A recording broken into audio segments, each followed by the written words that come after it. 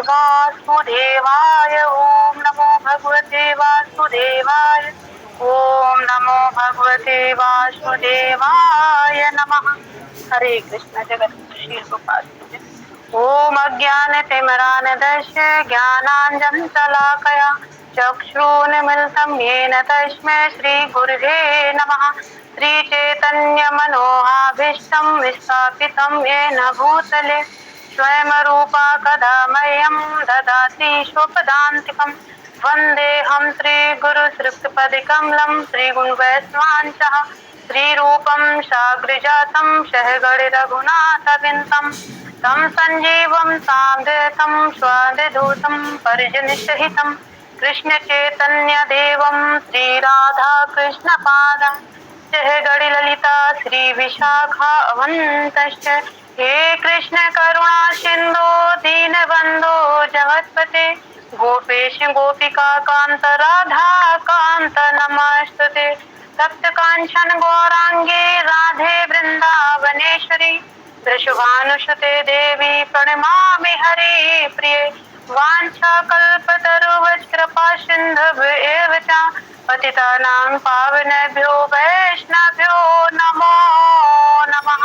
नमो विष्णुपादाय कृष्णपृष्ठाय भूतले श्रीमते भक्ति वेदांत स्वामिने नित्यनामने नमस्ते सारस्वते देवी गौरवाणी प्रचारणे निर्विशेष शून्यवादी पाश्चादेशतारणे नमो महावाद्यन कृष्ण प्रेम प्रदायते कृष्णाय कृष्ण चैतन्य नामने गौर विषे नमः। नमो ब्राह्मण देवाय गो ब्राह्मण हिताय च जगत हिताय कृष्णाय गोविंदाय नमो नमः।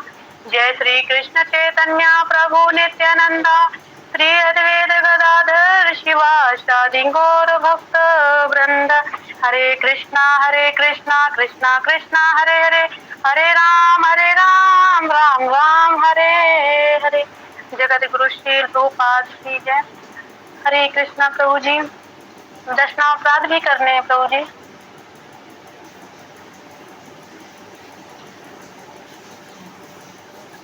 ठीक माता आप बोल लीजिए 10 अपराध। जी प्रभु जी। करने वाले 10 अपराध। पहला, भगवान नाम का जप करते समय पूर्ण रूप से सावधान न रहना। पहला, भगवान नाम के प्रचार में जीवन को समर्पित करने वाले महाभागवतों की निंदा करना।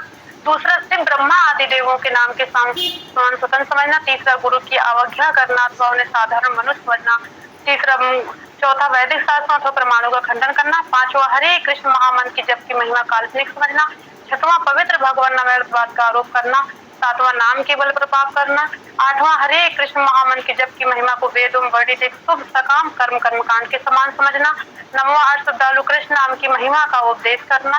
10वां, भगवान नाम का जप में पूर्ण विश्वास न होना और इसकी इतनी अगाध महिमा श्रवण करने पर भौतिक आसक्ति बनाए रखना। भगवान नाम का जप करते समय पूर्ण रूप से सावधान न रहना भी एक अपराध है। प्रत्येक वैष्णव भक्त को चाहिए कि इन 10 प्रकार के अपराधों से सदा बचकर रहें ताकि श्री कृष्ण चरण कमल स्थिति शीघ्रता प्राप्त हो, जो मनुष्य जीवन का परम लक्ष्य है। हरे कृष्णा गुरु श्री प्रभुपाद की जय। हरे कृष्णा। प्रभु जी, हम सभी माता जी से और प्रभु जी से क्षमा चाहेंगे, इतना हमें ज्ञान नहीं है प्रभु जी हम कि बोल पाए कुछ, और जो भी आप लोगों से सीखा है उसका प्रयास करेंगे प्रभु जी। जो भी त्रुटि हो जाए क्षमा करना प्रभु जी। हरे कृष्णा। जगत गुरु श्री प्रभुपाद की जय। और बस आप लोगों का आशीर्वाद, प्रभुपाद जी का आशीर्वाद से कुछ भी बोल पाए तो हो सके शायद कुछ। हरे कृष्णा। जगत गुरु श्री प्रभुपाद की जय। श्रीमद् भगवद गीता यथारूप अध्याय 5 कर्मयोग कृष्ण भावना भावित कर्म। हरे कृष्णा। जगत गुरु श्रील प्रभुपाद की जय। श्लोक संख्या 1। अर्जुन उवाच संन्यासं कर्माणं कृष्ण पुनः योगं च संशसि यच्छाएतयोरेकं तन्मे ब्रूहि सुनिश्चितम्। अर्जुन उवाच। अर्जुन ने कहा, संन्यासम संन्यास कर्माणम संपूर्ण कर्मों के कृष्ण हे कृष्ण पुनः फिर योगम भक्ति चा भी संशय माने प्रशंसा करते हो यत जो श्रेय अधिक लाभप्रद है। ये तो इन दोनों में से एकम एक सतत वह मेरे लिए ब्रूहि कहिए सुनिश्चितम निश्चित रूप से अनुवाद अनुवाद तात्पर्य भक्ति वेदांत तात्पर्य प्रभुपाद जी द्वारा। प्रभुपाद की जय। हरे कृष्णा। अर्जुन ने कहा, हे कृष्ण, पहले आप मुझसे कर्म त्यागने के लिए कहते हैं और फिर भक्ति पूर्वक कर्म करने का आदेश देते हैं। क्या आप अब कृपा करके निश्चित रूप से मुझे बताएंगे कि इन दोनों में से कौन सा अधिक लाभप्रद है? और तात्पर्य थोड़ा अनुवाद से, जैसे श्री भगवान से मतलब अर्जुन जी कह रहे हैं कि मतलब पहले आप कर्म त्यागने के लिए फिर कहते हैं कि फिर आप कहते हैं कि भक्ति पूर्वक मतलब कर्म करो, उसका आदेश आप देते हैं। तो क्या हुआ कि श्री भगवान, जैसे हम लोग कृष्ण भावना भावित में रह के अगर कोई भी कर्म करते हैं तो वो हम लोगों का अच्छा कर्म है। और मतलब जो भौतिक में कर्म किया जाता है, भौतिक से बने हुए, तो वो क्या है, मतलब वो हम लोगों को आगे चल के बांधता है कर्म। जैसे अब हम लोगों ने शरीर में जैसे कर्म किया अपने भौतिक के लिए, तो वो क्या है, नए नए शरीर जो कैसे मतलब नया बिजनेस किया, नया मतलब कार्य किया, और देखेंगे कि इनका दान पुण्य जो भी कुछ किया, तो इससे क्या मतलब इसका उद्धार नहीं होगा। इससे क्या हो, मतलब कर्म बंधन में बंधोगे, इससे मुक्ति नहीं मिलेगी। और जो आध्यात्मिक मतलब कृष्ण भावना भावित होकर जो कर्म किया जाएगा, उससे क्या मुक्ति होगी। तो श्री भगवान मतलब अर्जुन को यही कह रहे हैं कि आप भक्ति पूर्वक कर्म करिए, और मतलब ये नहीं कि वैसे मतलब भौतिक जगत से कर्म करें। तो यही जैसे ज्ञान की वो मतलब सिखा रहे हैं श्री भगवान अर्जुन को कि जो भी कर्म करे कृष्ण भावना भावित होके। जैसे इसमें चैप्टर में भी दिया है कृष्ण भावना भावित कर्म। तो जैसे हम लोग भी हैं, तो अगर वैसे अभी तक कर्म कर रहे थे घर में, और जो भी कार्य अपना जो गृहस्थ में है वो कर रहे थे, घर परिवार के लिए कमा रहे, उनके लिए पालन पोषण कर रहे, जिससे थोड़ा बहुत समाज के लिए भी सहयोग हो गया, तो ये क्या, इससे हम लोगों को मुक्ति नहीं है। इससे क्या हम लोग एक तरीके से बंधन में है। और कृष्ण भावना भावित होकर अगर हम लोग कर्म करेंगे तो इससे क्या मुक्ति है। जैसे कृष्ण भावना भावित अब हम लोग एक कृष्ण के लिए जो सेवा में केंद्रित करके श्री भगवान को केंद्र बना के जो कर्म करेंगे, वो हम लोगों कृष्ण भावना भावित कर्म होगा। तो यही पे अर्जुन जी को ये मतलब समझा रहे, वो मतलब आपके लिए लाभप्रद होगा। तो श्री भगवान करे ये आपके लिए लाभ होगा। तो तात्पर्य में भगवत गीता के इस पंचम अध्याय में भगवान बताते हैं कि भक्ति पूर्वक किया गया कर्म सुख चिंतन से श्रेष्ठ है। अब यहाँ पर बता रहे हैं कि भक्ति पूर्वक जो कर्म किया गया वो सुख, मतलब जो सुख चिंतन नहीं, मतलब ऐसे चिंतन कर रहे हो बैठे हैं, तो इससे क्या है, इससे मतलब सर्वश्रेष्ठ है जो भक्ति में से कर्म किया जाएगा। और जैसे हम मतलब जैसे हमारे कर्मों का फल हमारे बंधन के कारण है, और कर्म अच्छे भी होते हैं और बुरे भी होते हैं। तो मतलब कर्म अच्छे भी है और बुरे भी है। भवबंधन से छुटकारा पाना चाहते हैं, उसके लिए अच्छे तथा बुरे दोनों प्रकार के कर्मों के फल का बाधक है। इस भौतिक जगत में यदि हम सतोगुण से युक्त होते हैं तो हम अच्छे कर्म करते हैं। अगर हम लोग रजोगुण से होकर करेंगे तो हम लोगों के मतलब उससे बांधते हैं कर्म। और अगर सतोगुण से अगर कर्म कर रहे हैं तो क्या है, इससे मुक्त हम लोगों को कर्म ये करेंगे। तो यही श्री भगवान को समझा रहे हैं कि मतलब चिंतन, जैसे सुख चिंतन वो सबसे सर्वश्रेष्ठ है जो भक्ति में, और भक्ति पद अधिक सुगम है, क्योंकि दिव्य स्वरूप भक्ति मनुष्य के कर्म बंधन से मुक्त करती है। और जो जैसे हम लोग कर्म अगर भक्ति पद से करेंगे, कुछ भी कार्य करेंगे, तो ये हम लोगों को मुक्ति दिलाएगी। और अगर भौतिक जगत से करेंगे तो ये हम लोगों को बंधन में डालेगी, फिर से जन्म होगा, फिर से चलो ये जैसे हम लोगों ने दान पुण्य अच्छा किया, जो भी किया, उससे क्या कि अच्छा नया परिवार मिलेगा, पैसा मिलेगा, ऐश्वर्यवान, सुंदरता, सब कुछ गुणवान, सब कुछ अच्छा मिल जाएगा, लेकिन इससे मुक्ति नहीं मिलेगी। अगर थोड़ा बहुत यहाँ पे अच्छा कर्म किया, उनके फलाने बहुत अच्छा कर्म किया तो उनके साथ तभी देखो ये अच्छा मिल रहा है, अच्छा हो रहा, तो इससे मुक्ति नहीं मिलेगी। फिर अगले जन्म में यहाँ पर आके फिर से आपको इसी में चक्कर लगाने पड़ेंगे। तो यही बता रहे हैं श्री भगवान यहाँ पर। और द्वितीय अध्याय में आत्मा तथा उसके शरीर बंधन का सामान्य ज्ञान बतलाया गया है। और जैसे आत्मा के और शरीर के बारे में मतलब सामान्य बतलाया गया था, जैसे उसमें अध्याय 2 का जो ये चैप्टर निकल गया तो उसमें ये बताया गया, तो उसी में बुद्धि योग अर्थात भक्ति द्वारा इस भौतिक बंधन से निकलने का भी वर्णन हुआ है। तो इसमें जो बुद्धि योग और इसका भक्ति योग का भी इसमें निकलने का इसी में बताया गया था पिछले अध्याय में, अध्याय 2 में। तो हम लोगों को कैसे जैसे ज्ञान कैसे हम लोग ज्ञान की मतलब अग्नि आध्यात्मिक गुरु से प्रज्वलित होती है। जैसे ज्ञान की अग्नि प्रज्वलित करनी है तो गुरु से प्रज्वलित होगी, और जब ये प्रज्वलित उठती है तो हमारे कर्मों के मतलब सभी जो कर्म हमने बुरे कर्म किए वो भस्म हो जाते हैं, तो वो सबको जलाकर राख कर देती है। तो यही उधर बताया गया था। तो जितना मुझे समझ में आ पा रहा प्रभु जी उतना हम प्रयास कर रहे हैं, जो आप लोगों से सीखा है, जो भी त्रुटि क्षमा करना प्रभु जी। तो यही यहाँ पर बताया गया है। तो क्या है कि शरीर बंधन का सामान्य ज्ञान बतलाया गया है, उसी में बुद्धि योग अर्थात भक्ति द्वारा इस भौतिक बंधन से निकलने का भी वर्णन हुआ है। तो इसमें श्री भगवान ने पिछले अध्याय में ये बताया कि बुद्धि योग मतलब करके अर्थात भक्ति द्वारा, जैसे हम लोगों ने प्रभुपाद जी ने बताया कि मतलब आप इससे कैसे मुक्ति कर सकते, कैसे क्या कर सकते, हर एक पुस्तक में उन्होंने दिया, महामंत्र महाप्रभु ने जो दिया। और पहले के क्या बहुत से देवी देवता और राजा लोग बहुत से सारी तपस्या जटिल किया करते थे, 50 साल कई वर्ष लगा दिया करते थे, उनको इतनी जल्दी नहीं भवसागर से फिर भी भगवान का साक्षात्कार नहीं हो पाता था। लेकिन महाप्रभु मतलब श्री भगवान अपना दयालु रूप लेके आए, महाप्रभु के रूप में उन्होंने क्या किया, बहुत इजीली मतलब साधन कर दिया। कि जानते थे ना कि एक कलयुग में क्या होगा कि इतने मतलब बद्ध जीव हैं और इतना नहीं कर पाएंगे ये कोई यज्ञ वगैरह ये सब कुछ तपस्या वगैरह, तो इनके लिए साधन मतलब अच्छा सरल उपाय कर दिया जाए, बहुत इजीली कर दिया श्री भगवान ने। तो क्या है कि हम लोग उसी के पथ से मतलब चले।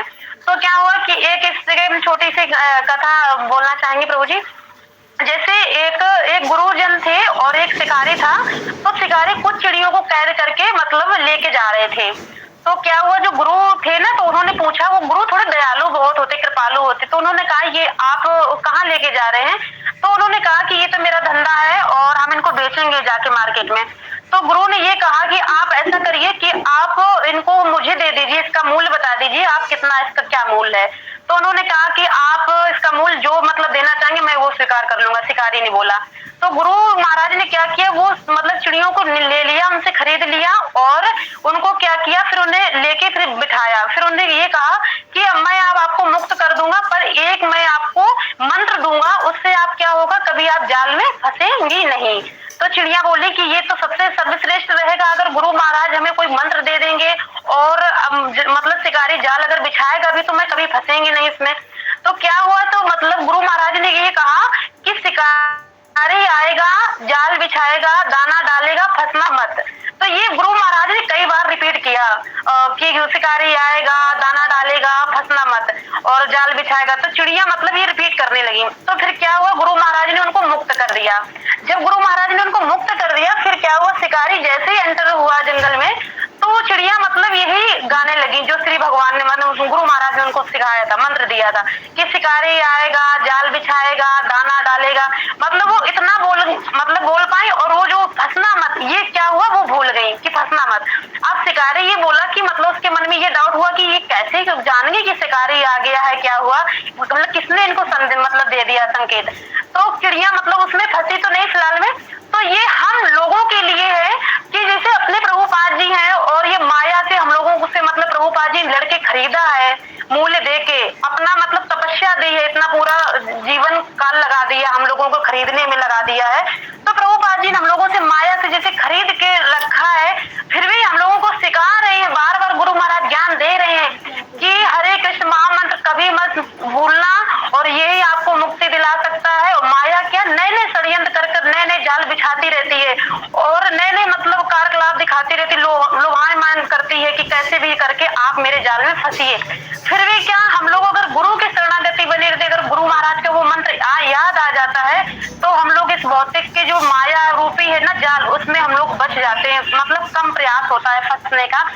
तो यही क्या है कि यही मतलब जो चिड़ियों का दिया ना, तो गुरु महाराज अपने इतने दयालु इतने कृपालु हैं, हम लोगों पर इतना मेहनत किया, प्रभुपाद जी ने इतना सारे ग्रंथ लिखे, उन्होंने मेहनत किया है। तो ऐसे हम लोगों को भी यही करना चाहिए चिड़ियों के तरीके से कि ये मंत्र जो दिया है, अगर माया का ज्यादा प्रकोप हो तुरंत ये स्टार्ट कर देना चाहिए, हरे कृष्णा कृष्णा कृष्णा हरे हरे, हरे राम राम राम हरे हरे। तो इससे क्या हम लोग थोड़ा सा मतलब बच जाएंगे, किनारा हो जाएंगे। तो माया भी डरेगी कि अच्छा मतलब इनको थोड़ा सा सेक, तो गुरु की शरणागति करने का अभाव हो गया। तो यही है। तो इसमें क्या यही बताया गया, तृतीय अध्याय में ये बताया गया है कि ज्ञानी को कोई कार्य नहीं करने पड़ते। जैसे ज्ञानी मतलब ज्ञानी को कोई कार्य नहीं नहीं करने पड़ते हैं।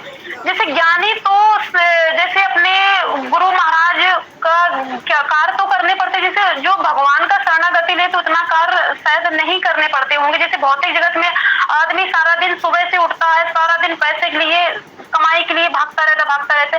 तो जैसे अब गुरु महाराज क्या कहते हैं कि हरि का भजन और हरि कीर्तन और मतलब हरि नाम, तो इससे क्या सरल मतलब यात्रा सुगम हो जाती है। कार्य तो वो भी है लेकिन हम लोगों के लिए सरल हो जाता कार्य।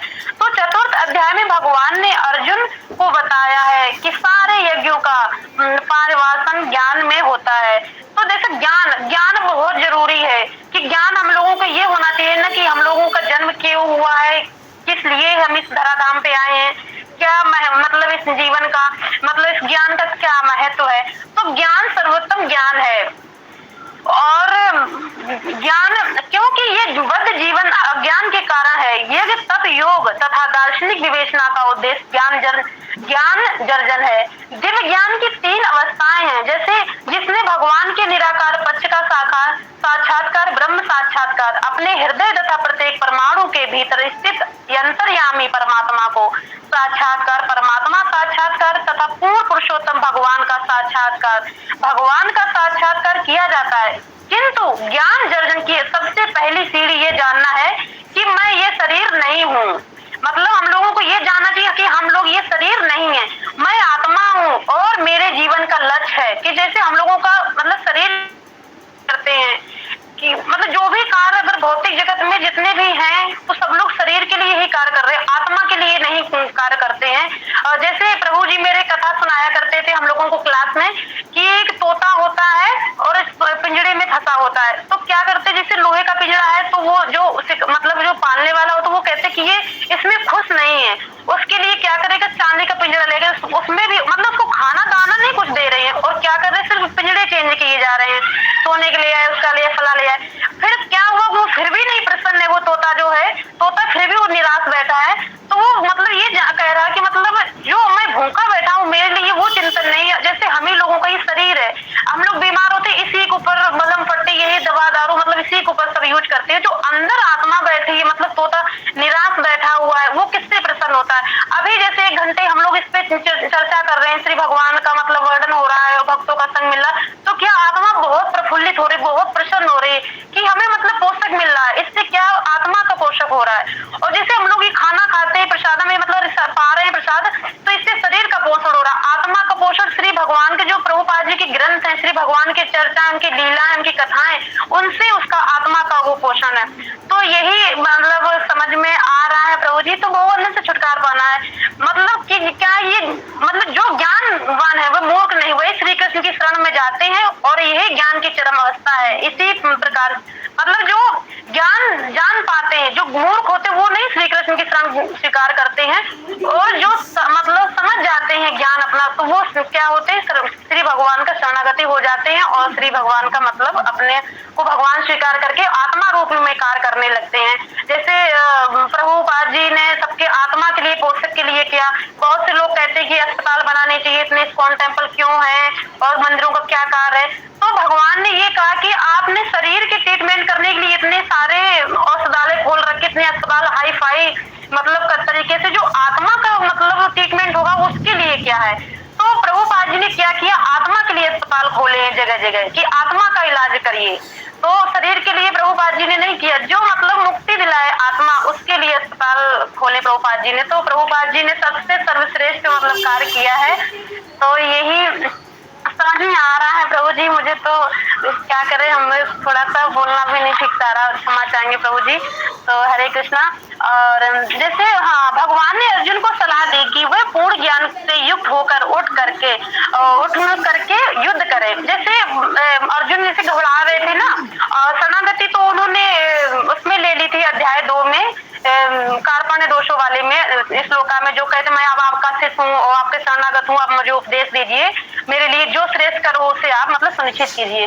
तो अर्जुन को मतलब ज्ञान दे रहे हैं कि अब आप मतलब उठ खड़े होइए। अब ये नहीं देखिए कि आपके प्रियजन है मतलब गुरुजन खड़े हैं और पुत्र मतलब ये सब कुछ उनका मतलब वो करेंगे, उनको मार देंगे तो हमें पाप लगेगा। तो भगवान उन्हें कह रहे कि आप उठ खड़े हुए और ज्ञान रूपी ज्ञान दिया। तो इस प्रकार एक ही साथ भक्तिमय कर्म तथा ज्ञान युक्त अकर्म की महत्ता पर बल देते हैं, मतलब बल देते हुए कृष्ण जैसे अकर्म है, अकर्म क्या है कि अकर्म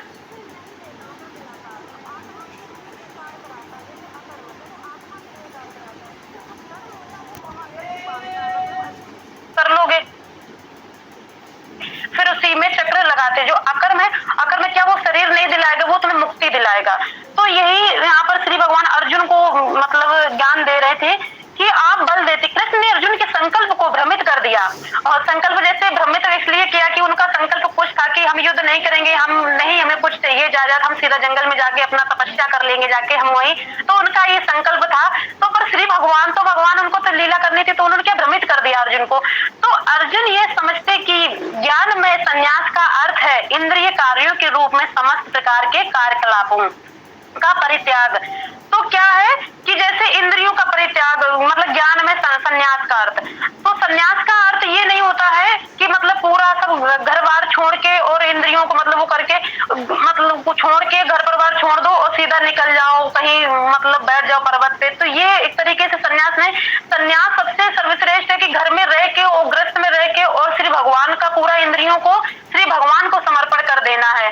तो श्री भगवान में जो सारी इंद्रियां लगा दी वो सबसे बड़ा संन्यास है कि मतलब गृहस्थ में रह के और फिर भी श्री भगवान का मतलब स्मरण है, उनका ध्यान है।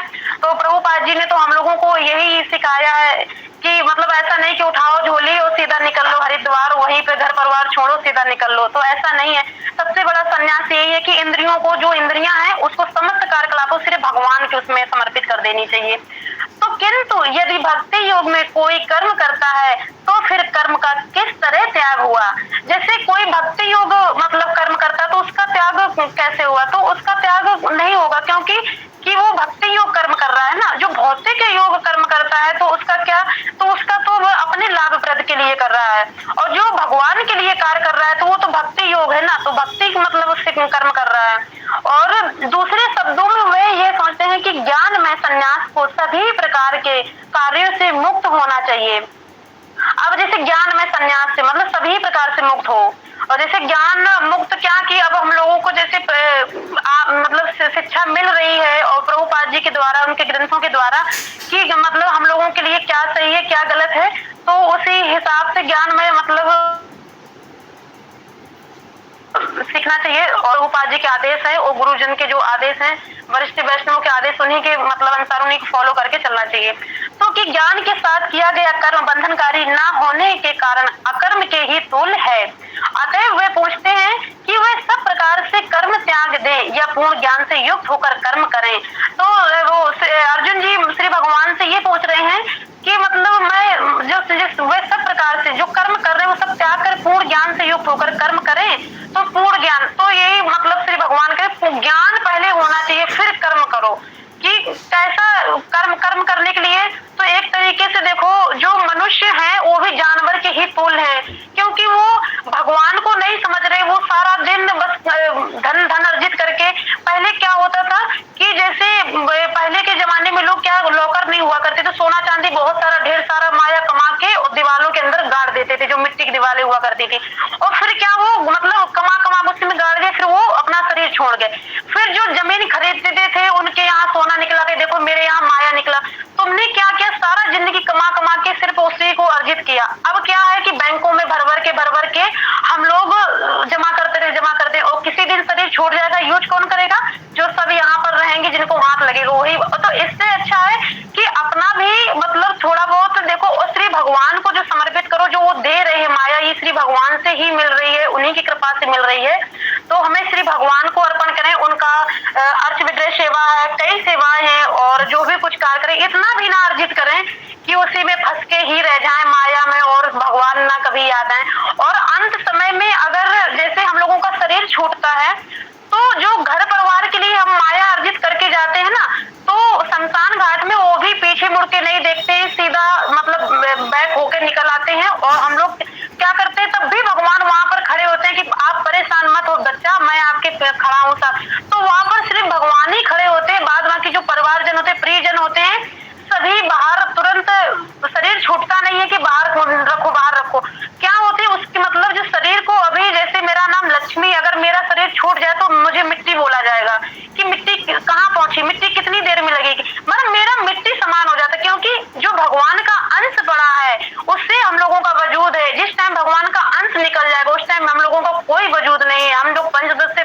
मिट्टी का शरीर है, मिट्टी में मिल जाना है। और ये मतलब तुरंत मिट्टी बोल दिया जाता। कहते नहीं कि अंश निकला नहीं, अब कहते वो चले गए। कौन चले गए? यही नहीं अभी तक ज्ञान हो पा रहा। अब लेकिन ये पढ़ते पढ़ते गीता और प्रभुपाद जी की कृपा से, प्रभु जी की शरण में जब से आए तब से पता अनुभव हो गया कि हाँ कौन चले गए। हाँ, श्री भगवान का अंश चला गया, वो चले गए। श्री भगवान जो बैठे थे अंश रूप में, वो आत्मा रूप ही चली गई। तो आदमी कहते ना कि चले गए चले गए, तो यही है। तो तुरंत उसको आत्मा जैसे निकलती नहीं, तुरंत मिट्टी बोल देते, तुरंत अंदर घर के भी अंदर प्रवेश किया जाता। जो भी शरीर में धारण भी मनुष्य किए होता, तुरंत सारा कुछ छीन लिया जाता है। फिर भी हाय रे भौतिक जगत के लोग अभी तक माया माया में जकड़े हैं। लेकिन प्रभुपाद जी हम लोगों को बस यही शिक्षा दे रहे हैं कि माया से बचो और अपना लक्ष्य प्राप्त करो, जो हम लोगों को मतलब सर्वश्रेष्ठ कर्म है श्री भगवान के लिए शरणागति, सारी इंद्रियां भगवान पे समर्पण करके भौतिक जगत में रहो, कार्य करो, घर गृहस्थी भी चलाओ, बच्चे देखो, फैमिली देखो, लेकिन अपने अपने जो अंदर बैठी आत्मा उसके लिए भी कार्य करना चाहिए। तो ये भक्ति वेदांत तात्पर्य पूर्ण हुआ। शील प्रभुपाद की जय। तो हरे कृष्णा। क्षमा चाहेंगे प्रभु जी इस वाणी से जो भी त्रुटि हो, और बहुत कुछ भी नहीं बोल पाए प्रभु जी। तो हम सभी माताओं से प्रभु जी से दंडवत प्रणाम, क्षमा चाहेंगे प्रभु जी। हरे कृष्णा। जो भी गलती क्षमा करना।